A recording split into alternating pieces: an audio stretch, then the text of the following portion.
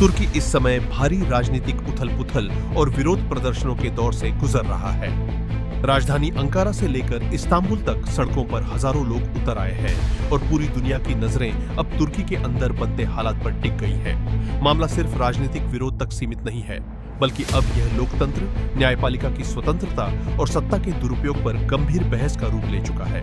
विवाद की जड़ में है तुर्की के राष्ट्रपति रिसेप तय्यिप एर्दोआन और मुख्य विपक्षी दल सीएचपी के नेता özgür özel। दरअसल तुर्की की एक अदालत ने सीएचपी के 2023 पार्टी अधिवेशन को अवैध करार देते हुए özgür özel को पार्टी अध्यक्ष पद से हटाने का आदेश दिया है।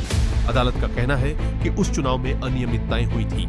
इसके बाद पुराने नेता को अंतरिम अध्यक्ष बनाने की प्रक्रिया शुरू हुई, लेकिन विपक्ष इसे न्यायिक तख्तापलट बता रहा है। ओझेल ने खुलकर आरोप लगाया है कि यह सब राष्ट्रपति अर्दगन के इशारे पर किया जा रहा है ताकि विपक्ष को कमजोर किया जा सके।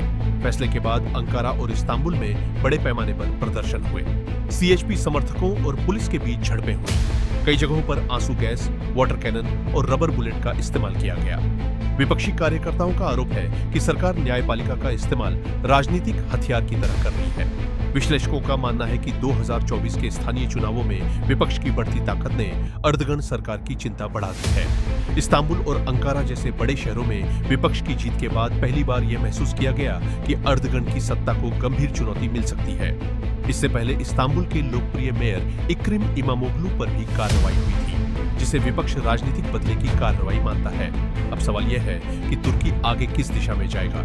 अगर सरकार ने सख्ती बढ़ाई तो विरोध प्रदर्शन और भड़क सकते हैं। वहीं यूरोपीय संघ और मानवाधिकार संगठनों ने भी तुर्की में लोकतंत्र और न्यायपालिका की स्थिति पर चिंता जताई है।